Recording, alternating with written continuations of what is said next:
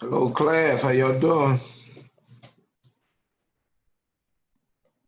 Doing good. I just posted some the test one. I posted it and quiz and a bonus like quiz just to answer if you read the chapters and whatnot. But that's chapter one. Chapter one, like says, an introductory chapter. We went over it on the last class period we had. Anybody got any questions? Question about the assignment that was graded and whatnot in the program? Some of y'all didn't do my header file. I had a question. Yeah. So I was confused on, is the header file a separate file to upload along with the CPP file? Correct. Because, okay, because that's where my mistake was. I'm like, I know I had one, but I didn't know if it was a separate file you added along with the file with the program in it. Right, it's a file itself. Check this out. Let's see what I want to do here. Cancel this. All right. So say here, this is a program. Let me see if it runs. Okay. Yeah. So this is a program I had a class. No, this is from one your second program. So look at this program. I don't know whose program it is, but anyway. The CPP file, this is the CPP file. The header file should be like here, header.h. And notice you have pound include and in double quotes, you got header.h. The double quotes signify that this is a file that's associated or going to be loaded, but it's a user-defined header file. IO stream is a header file that's built in within the compiler. And if you notice up here, if I click here, header.h, it's a header file that I create. I just a dummy header file I created. So when I upload my homework, I need to upload my .cpp file and my .h file, and you should do them both, together, so that it'll be all within one. Now, when I run the program, though, if you notice, when I do run it, you see that what? This the header information. So that's basically this information here. So I know that what? That header file came from here, came from this command right here. Head, open, close, parentheses, semicolon.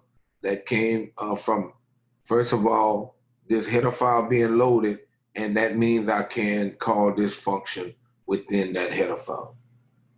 So that's what I want. Some people, what they did, they put the function inside the program. I don't want that. I want you to load the header file. I want you to be able to do a pound include the header file and then have it called somewhere in the program before your output is printed. Okay? Everybody got that? Excuse me, Mrs. Sylvester? Yes. Hey, can you share your screen, please? Oh, I'm okay. Yeah, do a share. Okay, yeah. All right, thank you. If I could find the share with my share screen.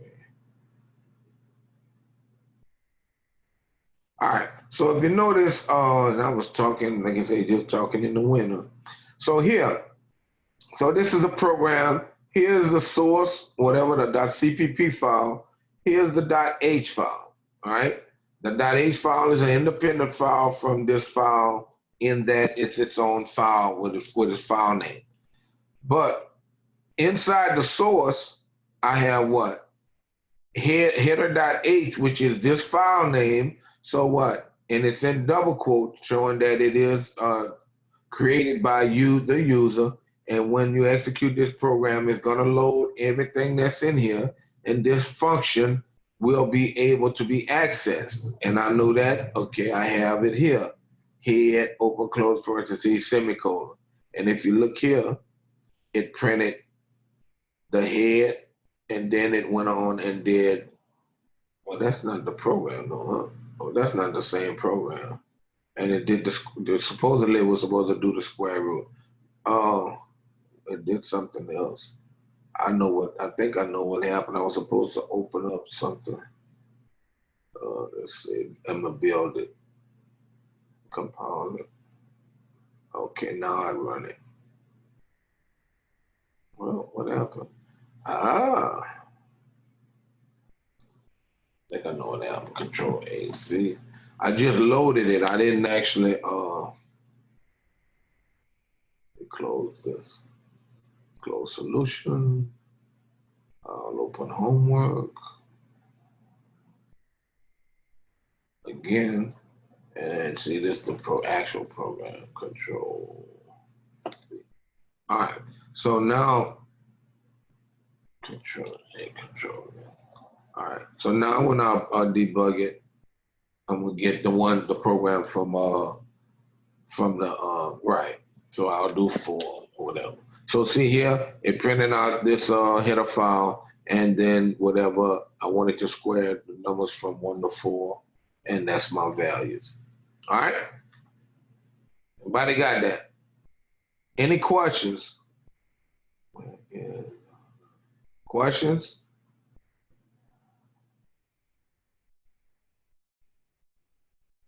How you do like the header?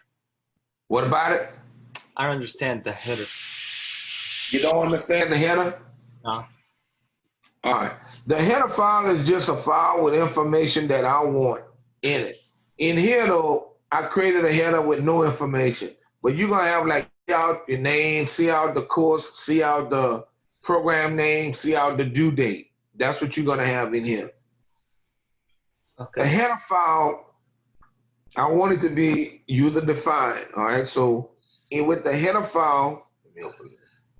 With the header file, what you're going to do is, in order to create it, you're gonna have to do a right click either on source or on header file.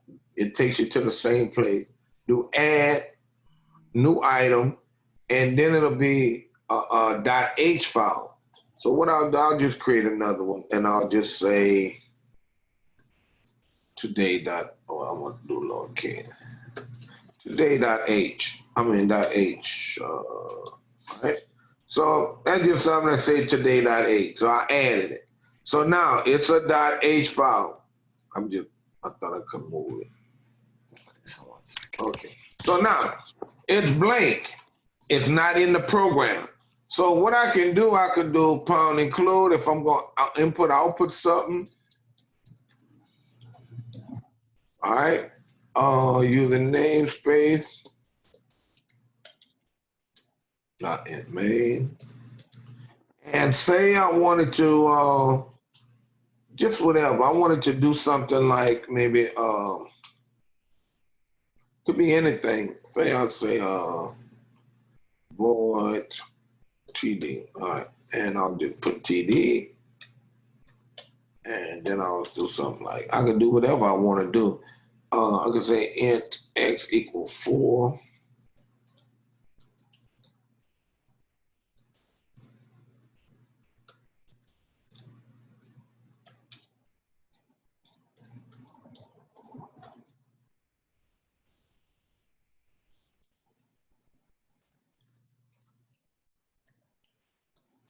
All right, then I could do something like this.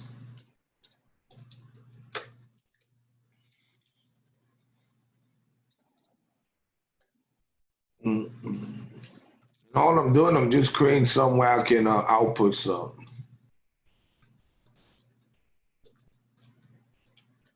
So this, when I call this function, it's going to take x and y, multiply them, and put it in total, and then I'll be able to print out what total is. That's all that's doing. But if I run this program now, nothing's going to happen. But give me my header, all right? So I'll do a debug and run it, and it's going to be just as before, all right?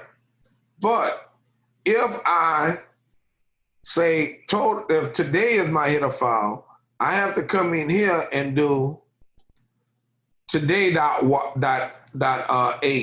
Now it's looking at this file as my header file that I've loaded, and whatever I do in here, I can use it in my program.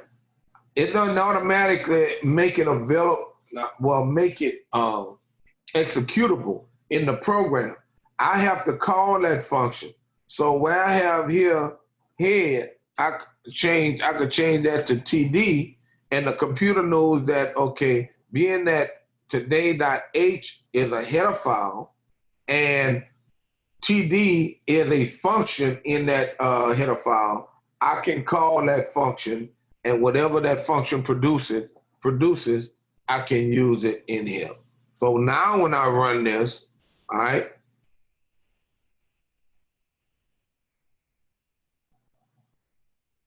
it asks me for a number. So see here, total equals total 12. So what? 4 times 3 gave me 12. So it multiplied x times y, assigned it to total, then it printed out my statement, and then it continued on executing the program.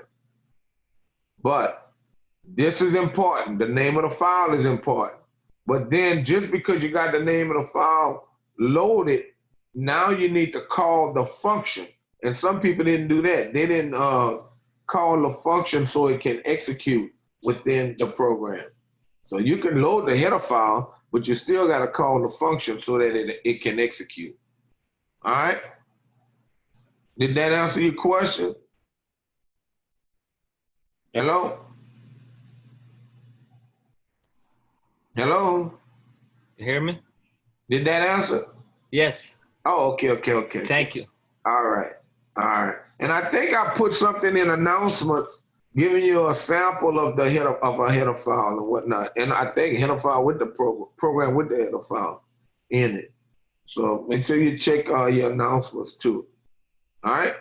Any other questions? Questions? All right. So Let's go to in this screen here. All right, there we go.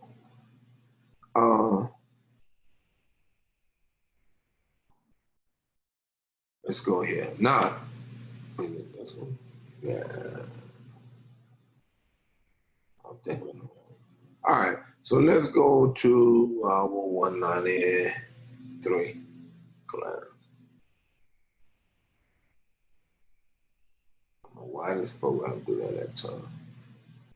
All right, so go to our class. So in our class, like I told you, what I did in modules, I added chapter 1 reading. So that's us saying this actually if you read the chapter.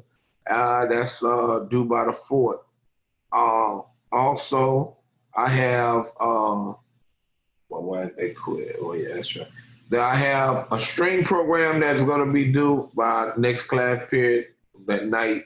Another string program, commands in C++. That's just a paper assignment that you're going to type in Word and submit it back to me. And here are 2 more programs.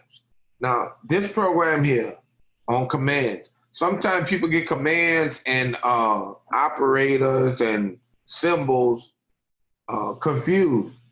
I want commands. All right, C out is a command. If is a command. Exit is a command. Greater than, less than, parentheses, slash, those are not commands.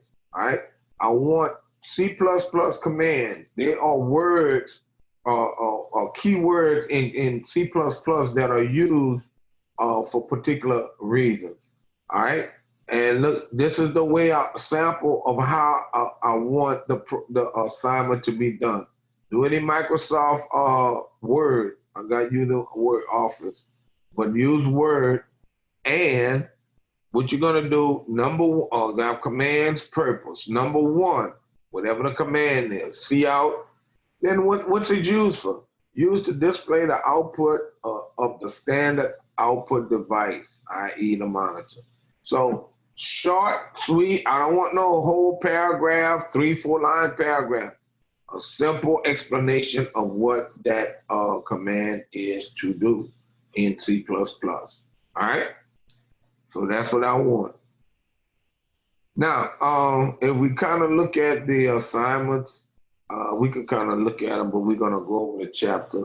The first assignment is a string assignment. All right? This assignment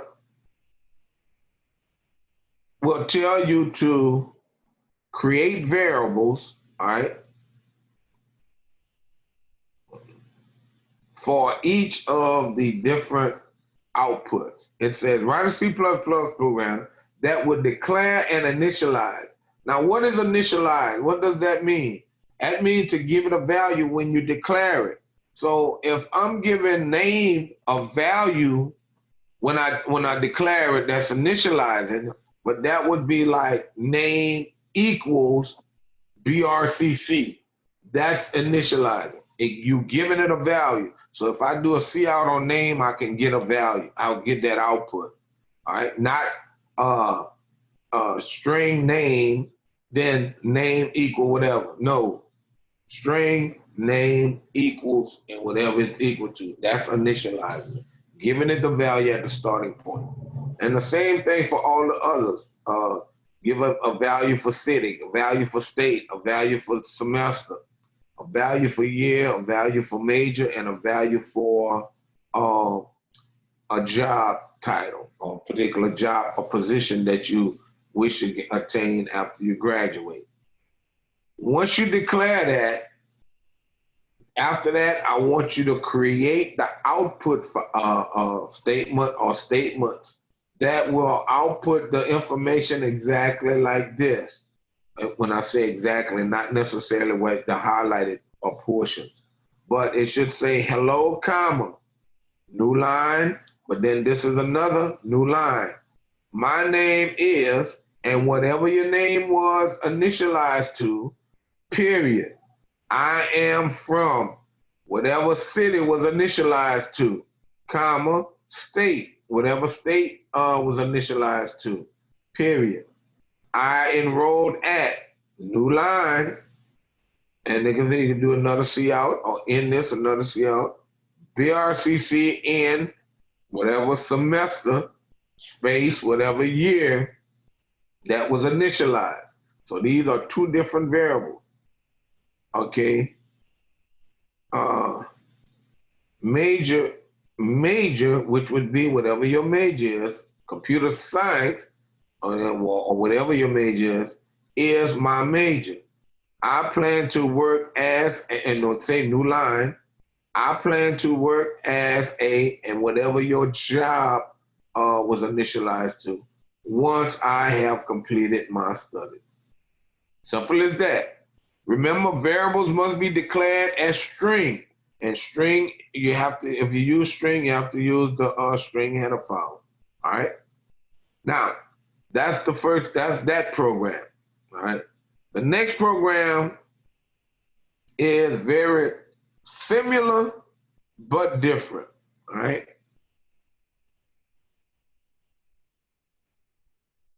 In this program, you're doing the exact same thing minus initializing it. This says write a C++ program that will prompt the user. So the first program, you just wrote it to give and gave it value. So when you run it, bam, everything gonna just be there. It's gonna run. You don't have to do anything. The second program, you're gonna prompt the user. What is your name? They gotta type it in. What city do you live in? They gotta type it in. What state do you live in? They gotta type it in. So this program is interactive, okay? So you're gonna be given the information from the keyboard, not initializing the value. So once you input the last value, then whatever you put in, you should get the output basically the same. Hello, comma, new line, my name is, and then whatever name was put in for the string, for the variable name when you typed it in from the keyboard, that should print there, and so on and so on and so forth. Now, look at the bottom. Sometimes students fail to look at the highlighted portions of a document. This says, remember, variables must be declared as string, okay? Okay, research the get line command. So look in your notes, look in the book or the PDF that you got for the command, get line command, all right? To correctly display entries with spaces between words, such as, an example, Port Allen. When you ask somebody, well, what city they live in, and they put Port space Allen, if you do not use the get line command, your program will not give you the correct output toward the end. So, and look, I even gave you an example. Sample command, get line. So get line is the command, CN, well, parentheses, CN, comma, name, close parentheses, semicolon. All right? So CN is a variable. CN is a command. This is the variable name, all right, that you're trying to input. All right? And we'll go over what that means later on. So that's that one. Then we got two other programs dealing with dealing with escape sequences. Now, what is an escape sequence? An escape sequence is a sequence of characters that have a special meaning. All right. Now, it's a combination of characters to represent one value. Example, you cannot use double quote by itself in a C++ program because the double quote has some meaning when you're using it by itself. All right, as an opening or either closing double quote. So if you want to use it in the program to do something, just to print out a double quote or whatever, you have to put the backslash before you output the double quote. And certain other special characters have that same, you have to do it the same way. Not all of them, but most of them, if you want to print them, given that they got meaning already in C++, you have to use a backslash, not the forward slash, the backslash, so that it can say, okay, well, you want to use this to print, or you using this for whatever. All right. So it gives it a different meaning. All right. So it say note, review the escape sequences, and that should be in that chapter that we're in now. All right. And then all I did was created another one. And these programs here are just simple programs that's just going to one CR statement. That's all it is. All right. I just want to see if you know how to use the escape sequences. So now this one, and just like the other one, I want you to print out that information that you see. With the bears one, I want those double quotes and all that printed out. All right. What students do, they'll say, okay, well, Ms. Vesta, I had to put it in double quotes to print this. No, I want all of this information, the double quotes and everything, right? So we'll see how to print out a double quote using the escape sequence, and then other characters using the escape sequence, all right? And those are the different assignments that you have. All right, now this is, we'll get to these. So let's look at the chapter. All right, so any questions? Any questions? All right.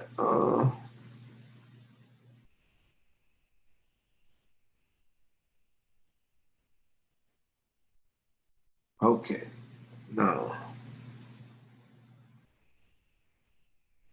I'm gonna put that it's in my other.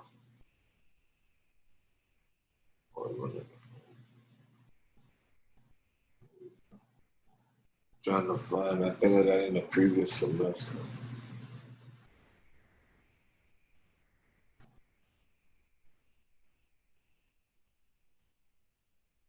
Yeah, here we go. All right. So now,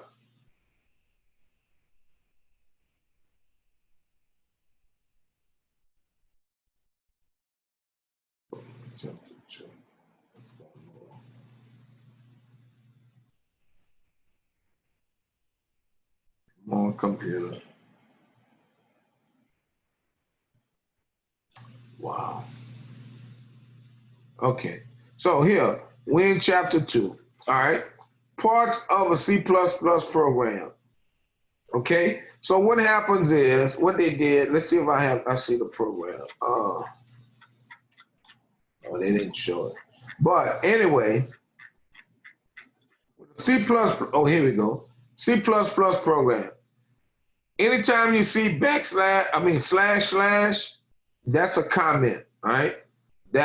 You can put a comment almost anywhere in your program. But you have to notice that when you use comments, or when you're using comments, notice here, in this program, when slash was placed, everything from the slash on is commented out. I could put in here x is equal, or int x equal 5, but that won't do anything because anything after the slash is commented. Okay, it's commented. Now, that's a single line comment. I could comment parts of the line from that point forward, or I could comment like this one, the entire line from here going on. All right.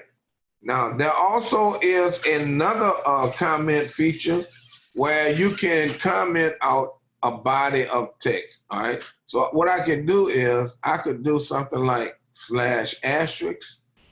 and then come down here and do */.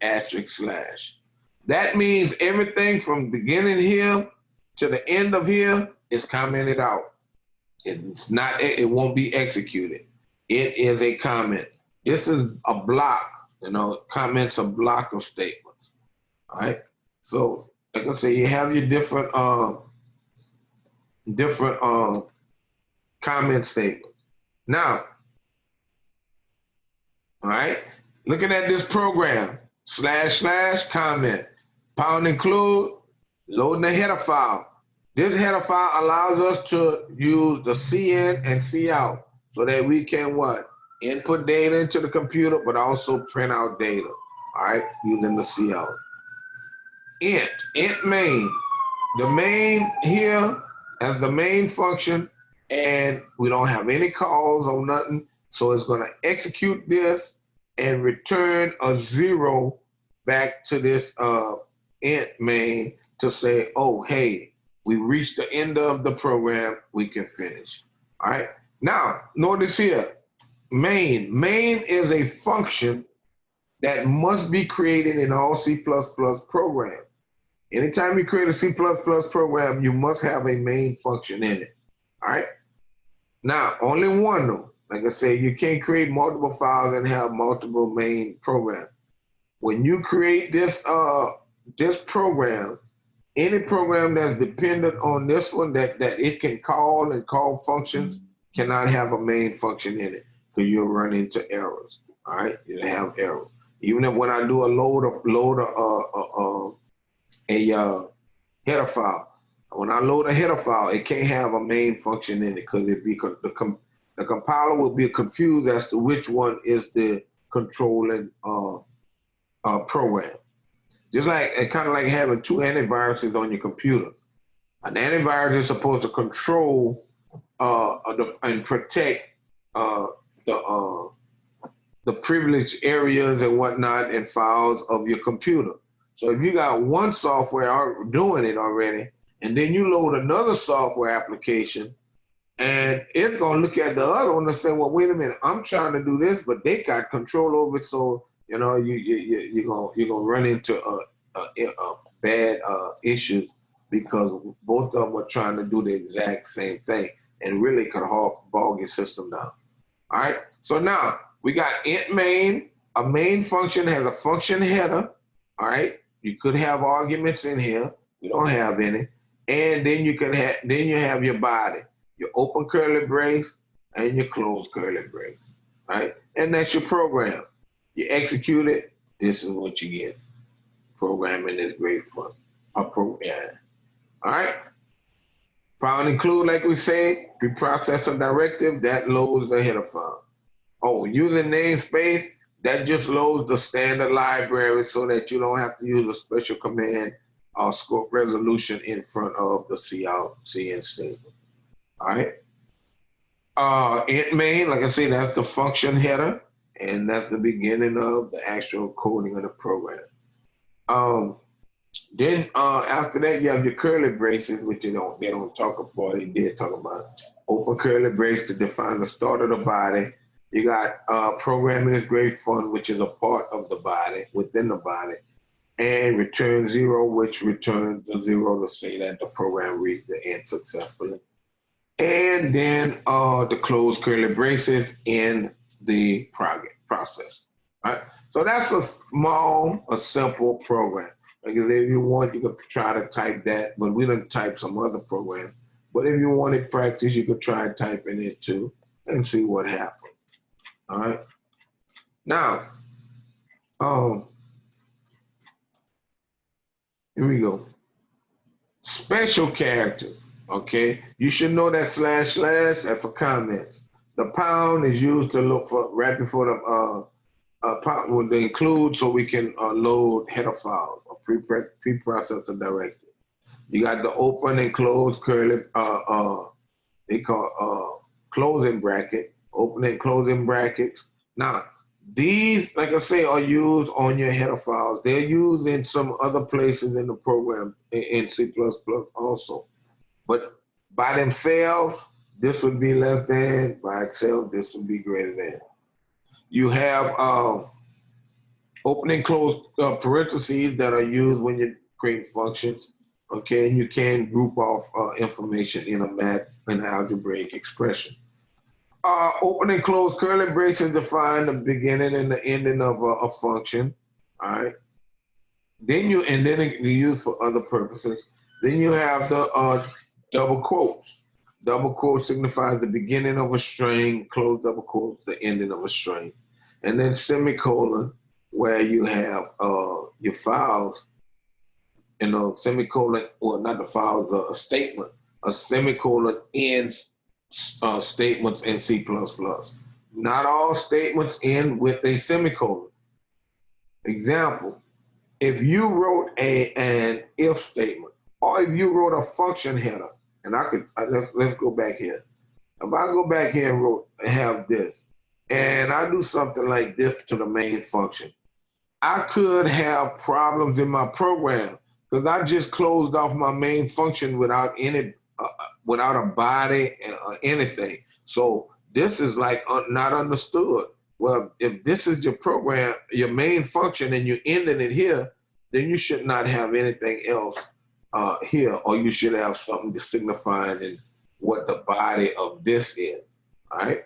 So you can run into issues in that fashion. All right. Now, cout. We know that cout allows us to what? Output any type data that we want. Where's that data outputted to? The monitor.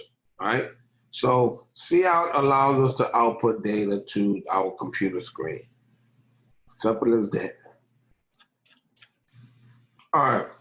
They're talking about cout, and look, the double string arrows as streams. This says take programming is great fun and stream it or send it to our console, our output console, which is our monitor. And I could what? I could have another stream in between this double quote and this semicolon, and stream another string or stream another variable that it knows. So I can stream whatever I want, but notice it's sending it to the output console. All right. Now, same program, all they did was what? Stream programming is, and then they stream great fun. All right. So basically the same program, give you same results, but they added great fun. All right. Same thing here, they just split up great fun. Rather than stream this, then stream this, or stream all of it together, they streamed out programming is, semicolon, so they ended it. Then what? Cout, great fun. They didn't do an inline, because if you would have done an inline at the end of this, it would have been programming is, and then on the next line, great fun.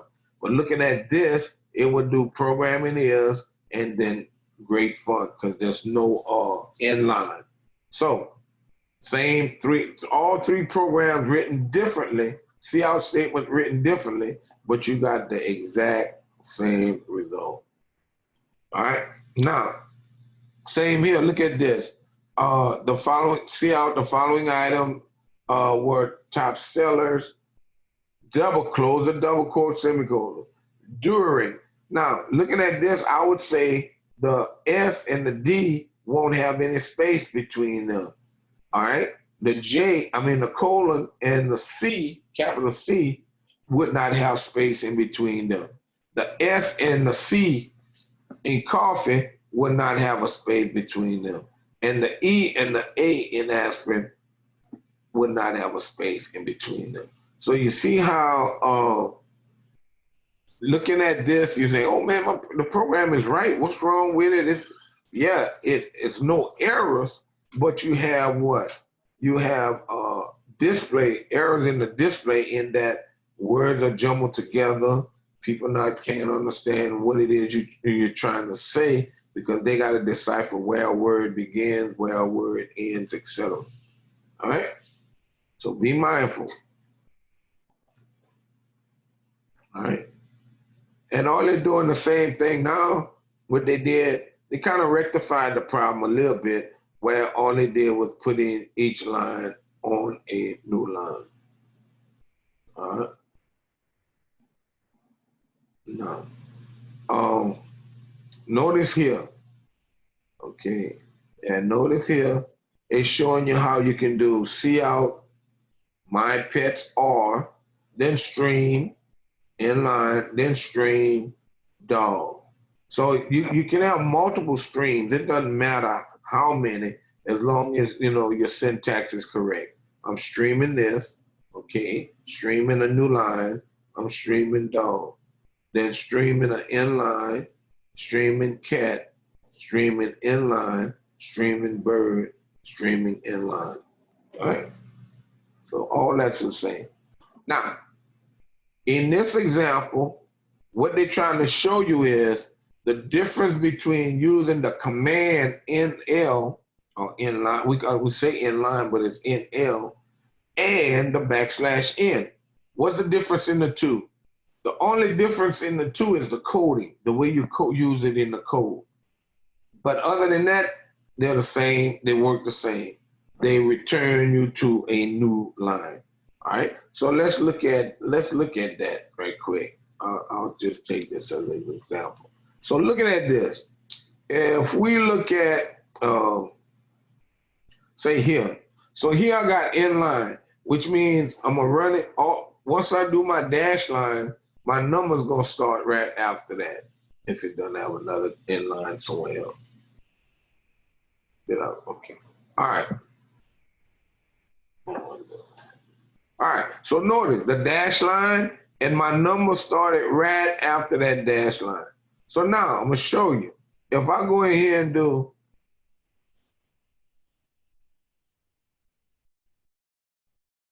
so now I did what? That's the new line that would have took me one line down. This is gonna take me two lines, this is gonna take me to the third, this is gonna take me to the fourth, this is gonna take me to the fifth. This take me to the next line, which is two. So now when I run it,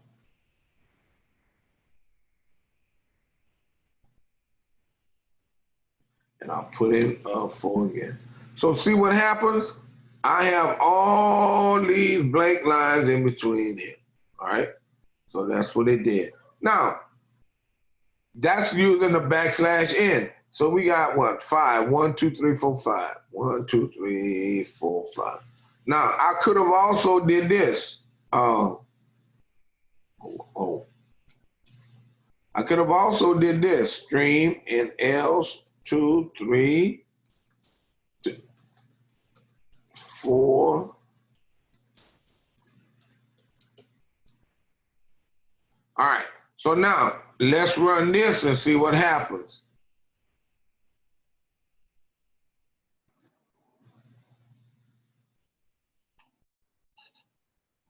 Wait a minute. Okay. So see, we got the same exact results, but what? The \n had to go inside of the double quote, all right? Because it's a string that has to be sent to give you a new line. But NL is a command that you use to go to a new line. So that's the difference in the two. One of them is a string that's sent to perform that command, and the other one is just a command. When it sees this command, it says, okay, new line. Okay, new line, new line, new line, new line. All right? So that's all they were trying to show you in the book with that, where am I? Over here, with the NL, all right? So that's all they're saying. You can use this or you can use the NL. All right, now, common escape sequences, right? So these are some of the escape sequences. \n, we just went over, is a what? New line. \t, I use sometime, it tabs you over. And I use it at the beginning sometime to tab from the starting of the screen, because sometimes it's hard to see the results at that location. \a. \a gives some type of ding or alarm when it is encountered. All right. Then \b, \1, \r returns. All right. \/ gives you a single \. Single quote gives you a single quote. \double quote gives you a single double quote. So you see now, when you had my assignment, all you have to do is say, okay, he want a double quote printed first. Where's that? Oh, backslash double quote. Then he might want an at symbol. Oh, at symbol. There's no escape sequence. So like I say, you might find something up in find something later on of an escape sequence, but these are the ones we're gonna use. So when you're doing your program, let me see if I still have it up. Yeah, I think I'm gonna go back. Right. So you see here, double quote. Oh, that's escape sequence. Pound sign. Let me go look. Oh, no sequence. A slash. Oh, no sequence. Oh, slash. So that's forward slash. No sequence. Oh, single quote. Oh, there's escape sequence. So see, you're gonna do your see out statement and write it so that it can produce that this particular output. Okay. This particular output using the escape sequences. All right. Giving a small example. If we go here. All right. So if we go here and I do something like this. / want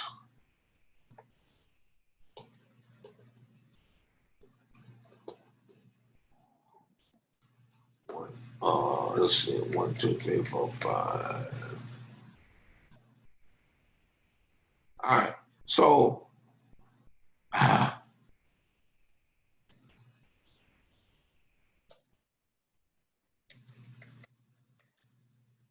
okay, so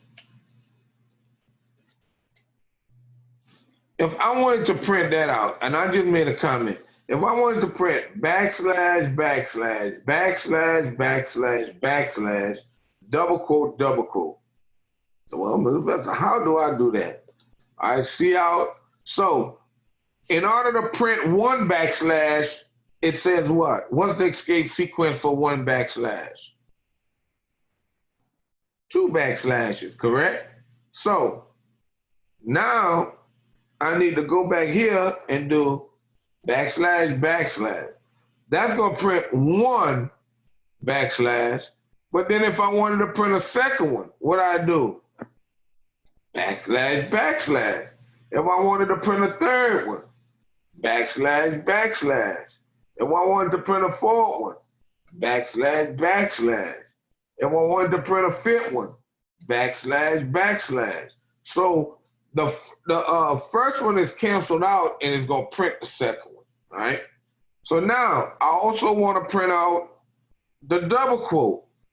So how do I print out the double quote? / double quote. But then I want to print out another double quote. / double quote. Okay, so that's what I want, all right? And then I just simply put semicolon, all right? So when I run this, all right,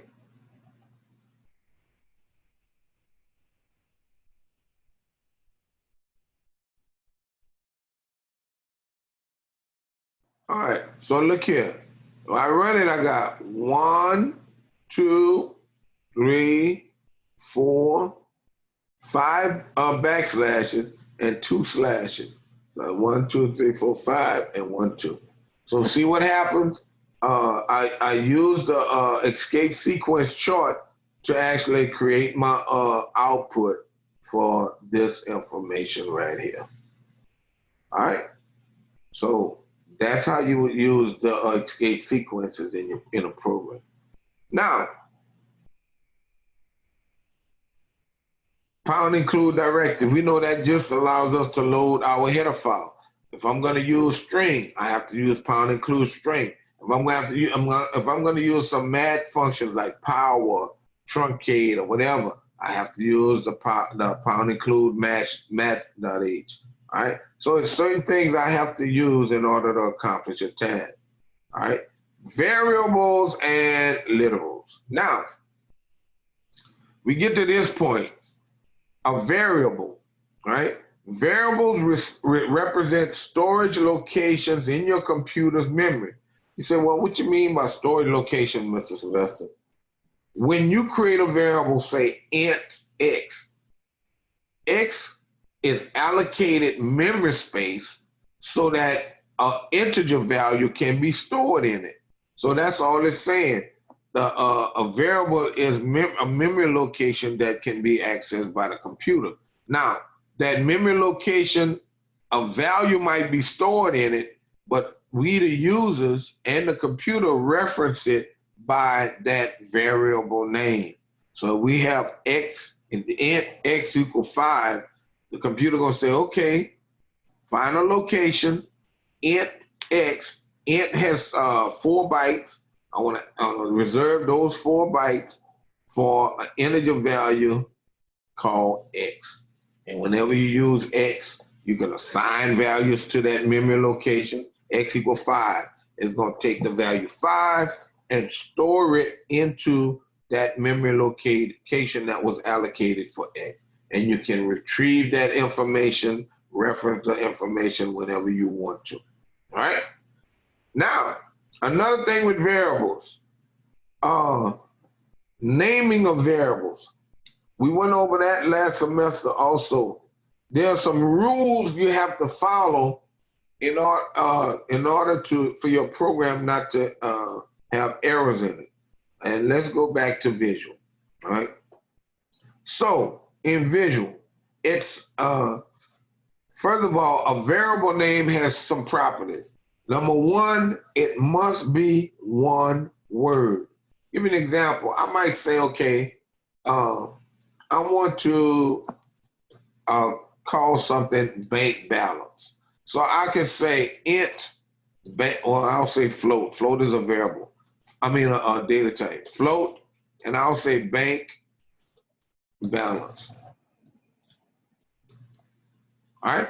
Now, me working with computers, knowing C++ and other languages, this is incorrect. A variable name cannot have a space in it. If I wanted bank balance to be my variable name that I'm going to reference in my program, I have to make it one word. I could take the space out. I could add an underscore. I could add a number. Whatever it is, I need to make it one word, okay? One word, okay? So one characteristic of a variable name is there must be one word. So when you write a program and you have to do something with mileage, maybe vehicle color, vehicle type, you know, you might not want to use vehicle space type because that's an error. You can do vehicle underscore type, or you could just change it all together and say car type, you know, car underscore type. And like I say, that will be valid because it's one word, and like I say, no spaces. Now, another stipulation for variables is that you cannot begin a variable name with a number. Say, for instance, I put 2 bank. No, because what? A variable name cannot begin with a number. Cannot. So your variable name should be one word and should not begin with a number. Now, I always, like we did earlier, I could put a number anywhere after the first letter. I could do this. That's perfectly fine, all right? Or put that number anywhere in at the end, all right? So bank balance 5, bank underscore balance 5 is valid, okay? One word, yes. Does not begin with a number, yes. So that's one. The second one. Another one is you cannot use certain special characters in your variable name. Give you an example. Trying to put the pound sign. Oh, I'm gonna tell you. A dollar sign. You're gonna get an error. There should be an error. If you put the pound sign, you get an error. All right, I guess it just let's really.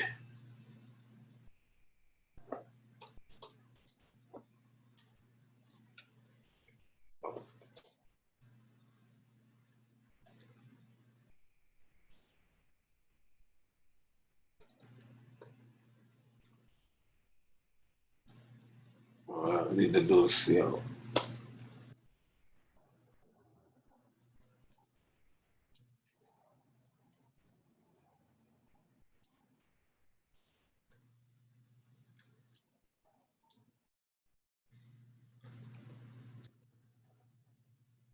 Right. See, now I'm trying to print it out with the B pound sign.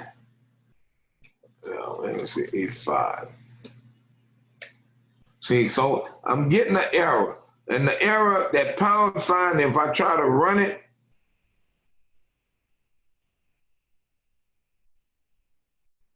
say give me error. I'll say no, and let's look at what our error says. All right. So it says what? Pound is not expected here. All right. So that pound sign, for whatever reason, the compiler said, wait a minute, I'm doing something, but I don't expect that pound sign to be in that position that it is in. Remember, pound is used for what? Preprocessor directives. All right. So you can't use it. So what if I use a single quote? All right. I use a single quote. All right.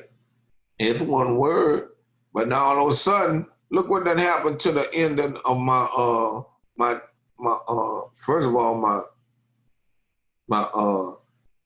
declaration, and then in my output. So see how I got errors? So man, your program can turn into a disaster. All right. So no special character. All right. And even a dollar sign. All right, I'll put a dollar sign here and put a dollar sign here. All right. Oh, so it worked. Let's see if it really worked. Normally, dollar signs won't give you errors. Oh, dollar sign worked, but dollar sign normally is an error. But it did work at this time. But special characters, pound, at, exclamation, parentheses, all that, you cannot use in a variable name, but the dollar sign, that's surprising. All right. Now, okay. So, and another one that we don't really use much is we can't use reserved words. All right. So say if I tried to say float and I try to use something like CN, all right, and then come over here and say CN. All right. What happens is CN is a variable. I mean, is a command that's used. So when I try to run this, and I can say, I should get an error. Because see, CN is getting confused as to, okay, you're trying to say it's a command. Okay, this valid in the sense that it's one word, no spaces, well, no spaces, no special characters, and doesn't begin with a number, but I can't do C out this CN. You know what I'm saying? Now to confuse the computer. So you cannot use reserved words in the computer or words that already have meaning in the computer. All right? Now being that we know that, we should remember that. That's some part of your computer science Bible. Hey, one word. No, cannot begin with a number. No special characters. Keep that. You're gonna have to keep that in all cases, and most time in any application that you or compiler that you try to use, whether it's C, Java, Quick Basic, Visual Basic, whatever. That's the principle. You cannot have more than one word. No number cannot begin with numbers and no special character. All right. So here, what they're doing here, int number. Number is a variable, one word, don't begin with a number, and the now special characters. So we allocating a memory location for numbers, preferably 4 bytes, and it's gonna hold an integer value, right? So that's what we saying in a sense right here, int number. All right. So, and looking at this program, you got int number. Number is a variable, all right? The name is, okay, no special characters, one word, and doesn't begin with a number, all right? Then we could assign a value to a number, all right? 5 is equal to number, okay? And then we can print out what number is. So we don't want to write the code the way we printing out 5, because we could have just print out 5 without trying to assign it to number. But what happens is we create this variable, and it's got the value 5, and now we can see out a string, and then we can see out that variable, which is number, and number will output the number 5. All right? Because what? Now I can add to it, take away from it, whatever, see it out, and then it's going to have the changes made to the number and be able to output whatever that value is. All right? Any questions so far? Somebody questions? Like I said, it's just going over the basics of the program and the commands that's in some of the program. Okay? Assignment statement. You're assigning the value 5 to number. You don't have int number equal 5. That would be initializing. But once it's allocated and now you want to store that value in number, now you're assigning a value to it. It's almost like you cannot be in a class and be assigned an assignment. So once number is assigned a memory location, you can assign values to it. But if you first introducing numbers, you're giving it a value. Okay, you're initializing it. All right. So like you say, it's called an assignment or assignment statement. All right. So, and when you output whatever, it's going to output that value. All right. So sometimes a number isn't a number. What does that mean? Well, what that means is sometimes a number can be looked upon as a number that you can compute, you can add, you can multiply, divide, whatever. But then sometimes a number can be just a character where you cannot multiply it, add it, subtract it, and do whatever. All right? It's just text data. So it says here, when I put double quotes around number and number here if number here was a string, then 5 would not necessarily be the number 5. All right, you say, well, what you mean, Mr. Sylvester? Okay, what I mean by that is, all right, let's take this program. All right, so I'll do something like this, string upon include string. All right, so I'll do pound include string, all right? Then what I'll do in here, I'm gonna take these two out. I'll say string number, all right?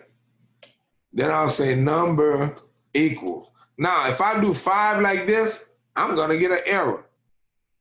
Well, no, not necessarily. Let's see, that's C++. What they're gonna do is they're gonna say, okay, 5 is integer, but I want you to take the number 5, the integer 5, and give me its string value, because number can only hold what? A string value. So now watch when I output 5 a number. If I do cout, no, fucking type.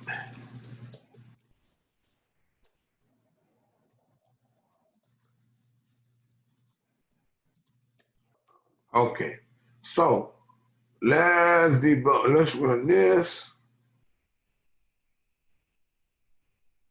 and go here. And you say, well, Mr. Sylvester, what is this? Why it didn't print off 5? Well, what it did was, it says, okay, you saying print off 5, but the compiler says 5 is a string, all right? 5 is a string. Let me go back to here, all right? Oh, here we go. All right, 5 is a string, all right? So even if I printed out 250, 250 is going to take that value and represent it as that string, right? It won't be 250. It's going to be the value that's given. Oh, I went outside. What did I say? Let's say I'll make it 45. Oh, right. Okay. And debug it.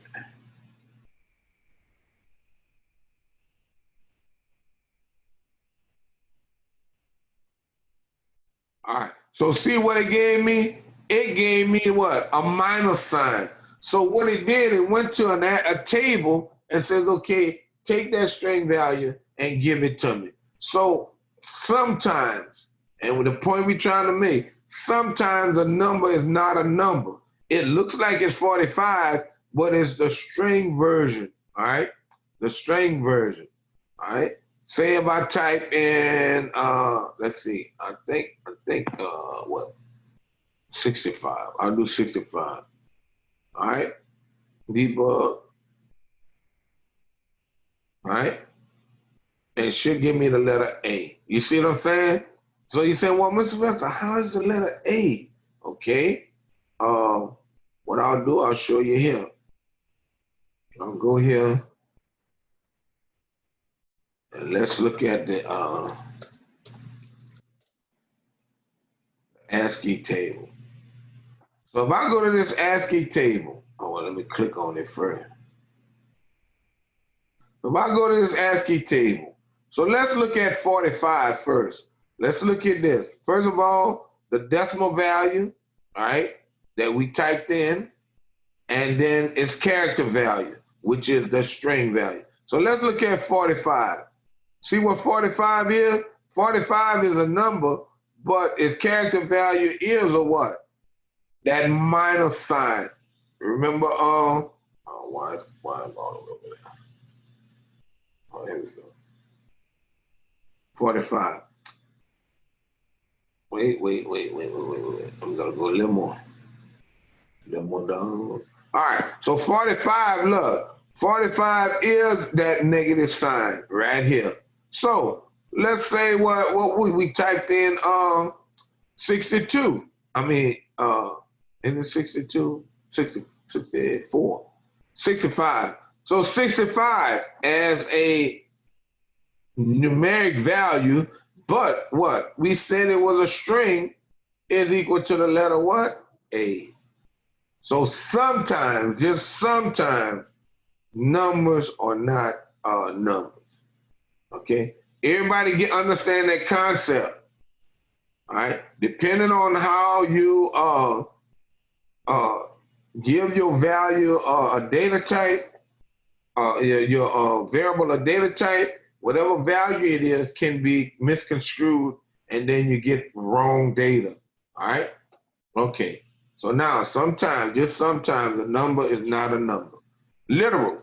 A literal is a piece of data that is written directly into the program's code. All right?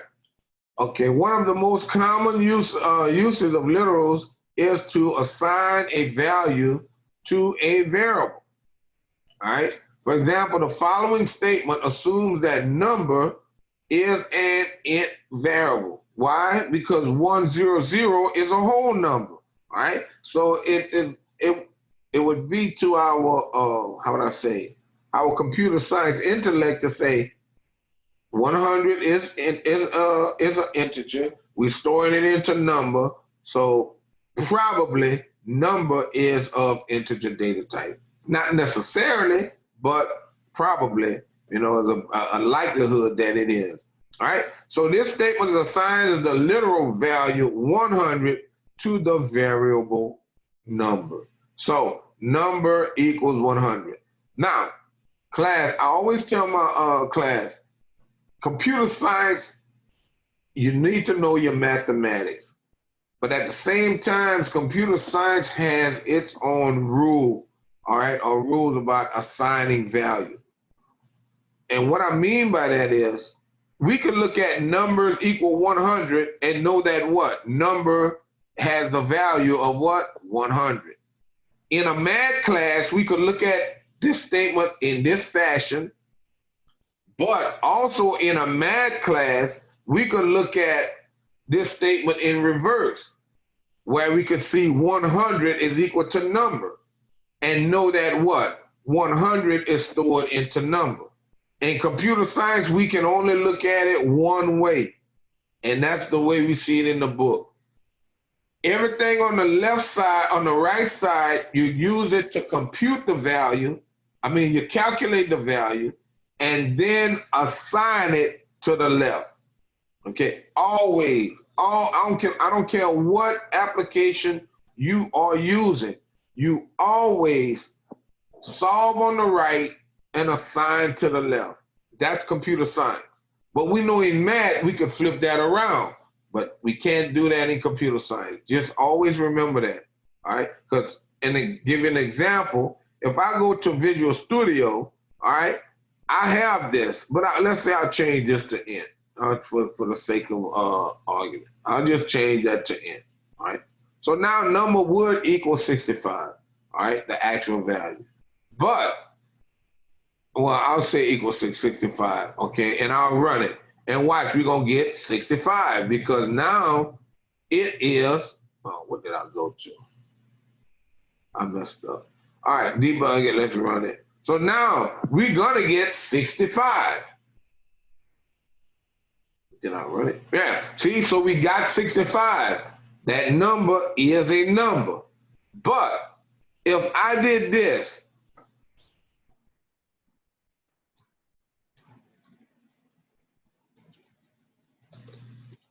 what have I just done? I've created a problem in my program because now it says, okay, int number. I've allocated the storage for number, but now the problem is I'm trying to take number, even if number had a value, and trying to change a constant. So that constant cannot be on the left side. How can I have an expression to equal 5? What I'm trying to do in the computer is say, solve this expression and then now assign it to 5. No, that's kind of backwards. If I already knew the answer, you got what I'm saying? So what you're doing in computer science is you solve and then you assign. Even if you're assigning it the same value, you have to solve it on the right and assign to the left, all right? Because if I run this like this, I will get an error. And it will say something like, okay, I'm going to say no here. And then it say equal, okay, well, give me an error on the equal. But first of all, let's say expression must be a modifiable value. So what happened? 65 is 65, no matter what, all right? You can't say 5 plus 4 equals, or 65 equals 5 plus 4. No, 65 is 65. Even if I try to say 60 plus 5 or 65 is equal to 60 plus 5, I'm still trying to overwrite something that's a constant, all right? It's almost like somebody trying to clone you and replace you. You are you, period. The clone is just a imitation. So the constant is the constant. That's it. You cannot overwrite it. So you always, like I say, always, and like in the bottom it say, left operand must be a value. So now, so it's like say, I'm gonna have to say number, I could say equals 65. And now I've solved it. So now number is a variable. Number can change to 10, 5, -5, whatever. But 65 is always 65. Excuse me, 65. All right? Now, so here it's showing you what it's saying. Okay, welcome to the program. That's just saying output is streaming what? Welcome to my program. All right, so now looking at this program, pretty much it's just outputting what apples is. It's declaring apples to be of integer, then it's assigning 20 to apples, then it's streaming today we sold, got the spaces in it, so for readability purposes, then apples. So today we sold, and rather than print out apples, it's gonna print out what? 20, right? Bushels, space bushels of apples. Right? So that's how that comes into play. Apples is the variable. Okay, the variable is integer. It's equal to 20. It's being assigned to 20. And then I'm printing out, we sold 20 apples. Well, sold 20 bushels of apples. All right? So that's all that's saying. And then it just gives you a table showing you a literal 20, a literal sold, literal bushels, literal integer, literal 0. All right. Here goes the what? Here goes the keywords, the commands, C++ commands. These are C++ commands. Like I told you, I don't want no less than, greater than, parentheses, slash, and all these other things. Pound include. No. Everybody understand? These are the commands. Everybody got that? Now, what's one of the characteristics of these commands? What you notice about all these commands? What would be a characteristic? Anybody? Would it be? Go ahead. What's that? Would one of them be like they don't start with a number? Okay, as one of the rules? You could say that, but now these are not user identifiers, but that is true. But they're within the computer, so they follow the same set also. One word and all that. That is good. That is correct. What else? What you see about all these commands? What say like in the English language? What you see? What's common in all of them? One word. Huh? Yeah, we did. We said that already. What else?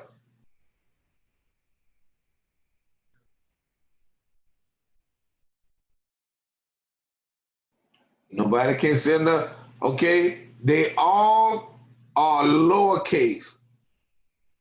Everybody see that? All of the C++ commands are what? Lowercase. Everybody see that? Everybody can see that. Everything is lowercase, right? So that's one of the characteristics of C++ command. They are lowercase. Now I know when you try to type in your commands, you're gonna, like in Word, it'll automatically try to fix it and say, "Oh, this is the beginning of a paragraph," and it uppercase it. If it does that, don't worry about it. I won't hold you accountable for it, But just make sure you know that all C++ commands are lowercase. All right, everybody got that. So they all are lowercase. All right. So, all right. So they're just showing you how you can declare variables. Now, let me ask you this. What else? Oh, well, this is the names of legal names. One word, no space. Well, no, doesn't begin with a number, no special characters. Oh, what happens? It began with the number 3.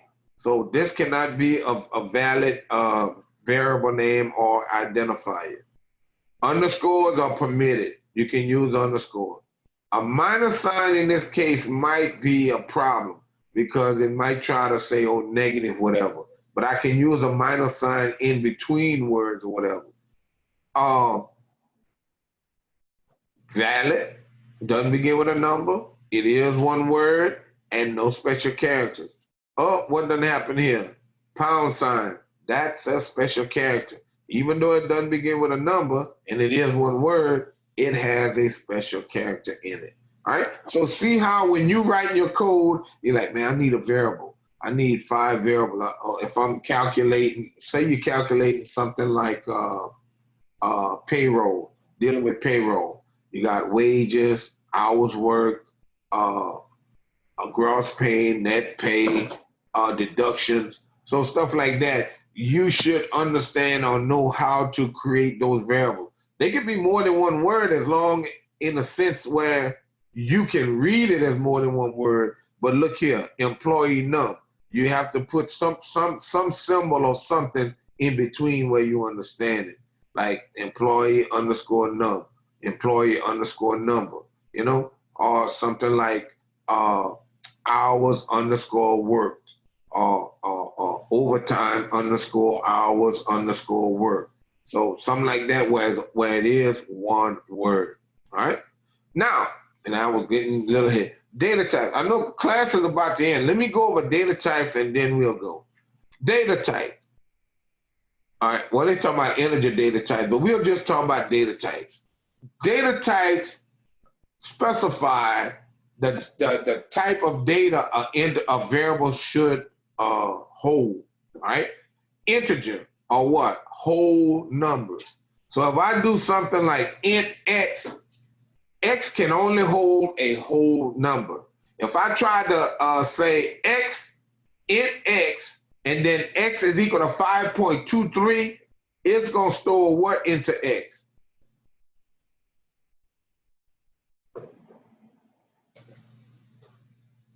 If x is int, and I try to store 5.23 into it, all right? So like here, if I do say, I say number, and then number is equal to 5.23, all right? What will output for number? What will be stored? Huh? 5.23. X is what? What's the data type? Integer. What the computer can hold in that location. You'll get an error. It's a whole number. It's a whole number. It's gonna truncate the 0.23 and say, I see there's a number there. I'm gonna truncate the 0.23, but I'm gonna take the integer. So it's gonna only be what? 5. And watch when I run it. Well, I thought it did.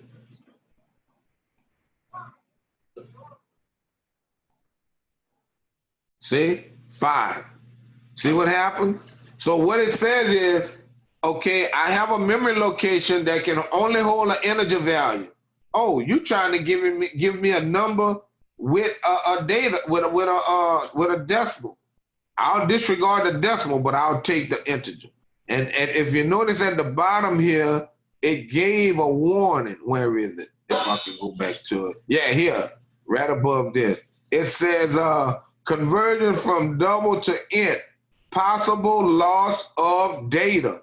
Now, let me ask you, how many people have ever worked with square footage and whatnot and stuff like that? If you have, many times that decimal place is really needed, correct? The smallest of decimal place can change the amount of material that you need, right? Everybody understand that? Give me an example. If say if I had a room and my room was, or say I want to do something with my flooring, and my floor was 10.5 by 10.5 feet, right? So, and I'm just dealing with integer. I'm gonna multiply 10 by 10 and get 100 square feet, correct? Yes. But actually, if I multiply 10 and 10, all right, I'm gonna do it. I'm gonna just do it right here. I'll say 10 point, I'll change this to double right here. And then what I'll do, and we know 10 times 10 is 100, right? So this is equal to 10.5 times 10.5. So now, semicolon. So let's see the difference in that. So when I run it, when I debug it, oh, okay, it should give me.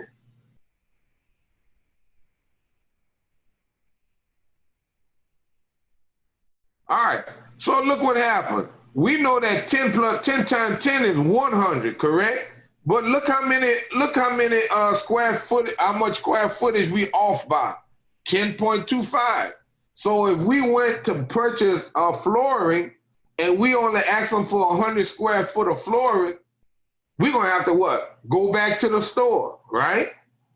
But on a more serious note, if you was bidding, you was a contractor and you was bidding on a job and you came up short in your bidding and you end up with the job, what could happen? You could start what? Losing money, correct? And so that can be a big thing. So like I say, many times with your data type, you may want to keep that decimal place because it's important, you know? But sometimes you may, I just want to get a round figure or whatever, and you're doing whatever and you're going on about your business. All right. But sometimes, just sometimes, it can be very crucial in when you declare a variable as being int and you have a double value and then you don't receive that value, then you use that value in a formula, but you don't lost the decimal place. So you got to be very careful when you start doing that. All right. So what are some of the data types? Int, whole numbers, right? Now there's short int, which still int, but it's a smaller range of integer numbers, but it's still very a large range, like in I think thousands, 3,000 or whatever. But so it's still large, 35,000, 36,000. So it's still large, but it's a certain range, right? There's int, long int, short int, so that and they give you different ranges of numbers. There's double, there's float. Double and float is the same, but double will give you a larger double number. Float would be, a little less, but they still large numbers. There's string, but string is pretty much defined, not a user, it's like a user defined because it's created by the person who created the compiler. There's bool, like a Boolean value. A Boolean value gives you a yes, no, true, false, on, off, something like that. And it only can be one or the other, yes, no, true, false, or whatnot. All right, so those are some of the types. So here, look here, it shows you short int, now unsigned short int. What unsigned short int means is that number can only be what? Positive. Everybody understand that? Unsigned means it can't put a negative in front of the number. So any number that you get will always be what? Positive. All right. You got unsigned int, long int, unsigned long int. So and it tells you a short int variable takes up 2 bytes in the system. So it allocates 2 bytes of memory, and then that value can be stored there. But remember what I said? I said 36,000, it's 32,000. So what happens is, this is the typical range for a variable that has a short int data type. Negative 32,767 to a 32,767. Now, so what I'm gonna do, I'm gonna take this number here and I'm gonna ask you a question. Well, I said we're gonna go. All right, so we'll go, class. We'll pick up on next class period. What you can do, read, look up at the notes that we went over. Read up on these notes. I got the notes out there on the main page of the SYL for 193. I have the old lectures, I think, still out there, the link to get to the older lectures, but then you can get to the this semester lectures in Canvas. All right. So once this complete recording, I'll post today's lecture out there. So, like I say, I want you to do my assignments. We'll pick up on this on next class period. All right. And like I say, hopefully after next class period, we'll see. We'll have a test. We'll see. It'll go about, think about, test. Yeah, we'll see if we have a test or not. Try to get to the end of the chapter, and then we'll have a test. All right? Any questions? Like I say, you got the quiz to do. You got the test one to do. And like I said, that's the introductory chapter. Then you got the 4 assignments, 4 or 5 assignments, 4 programming assignments and 1 document, which is the C++ commands that you can find in this chapter. Escape sequence you can find in this chapter. All right? Any questions? Questions? Mr. Sylvester. Yes. Where is the quiz located? Under Canvas. Okay. Yeah, it should be, everything would be in Canvas. Yeah. Even like I say, the homework assignments, Canvas. But then you upload your homework back into Canvas. Now, everybody straight with the header file, right? Right, class? Because I want you to do it. If you don't do the header file, -5. If it's 25 points for the assignment, -5. Because I figure you're just not doing it, just don't want to do it. Some people, what they'll do, they'll submit the header file, but the function is never called in the program. I'll take 2 or 3 points for that, because you didn't completely do the header file, portion for the header file. All right. So make sure you got my header file. We went over it last time. So make sure you get that header file right. Then you get your logic right for your program and get them done. All right. Okay. Sounds good. All right. I'll see y'all next class period. All right.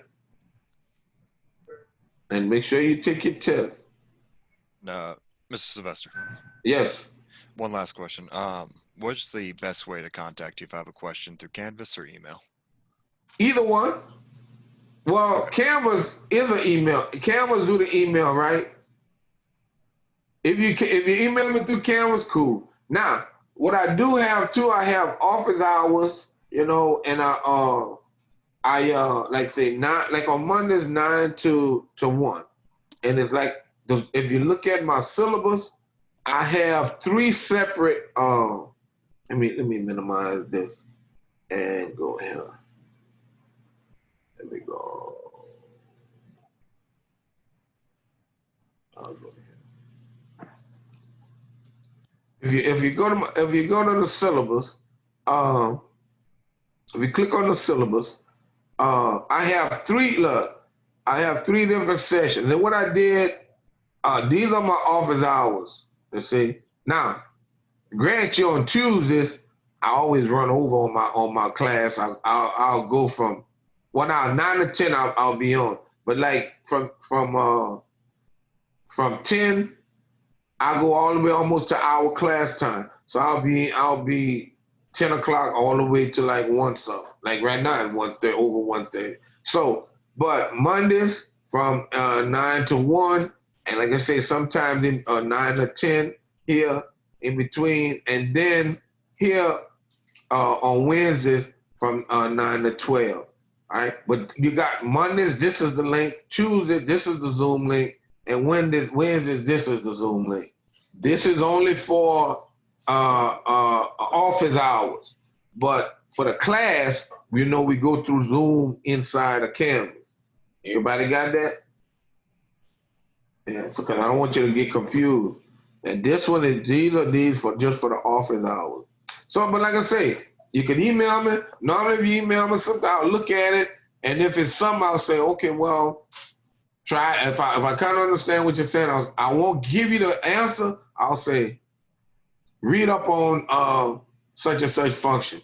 I'll check why are you doing X, Y, Z at this place. I'll kind of throw some tidbits out there and let you go back and try to figure it out. All right. But then also at the same time, if it's just like you're going the wrong route, then I'll go, oh, no. So and then I'll try to explain that you got to do. You start here, do this, do that, do other, like that. But like I say, it could be through email. I'll email you, or it could be through the Zoom here. All right. Okay. All right, thank you. All right. So anybody else with a question? Okay, well, do my work. I'll catch y'all next class period. Make sure you have your responders lockdown browser. Make sure you download it. Like say here, this link here. You can't just go online and download it. It won't work with BRCC. This is the BRCC setup for it.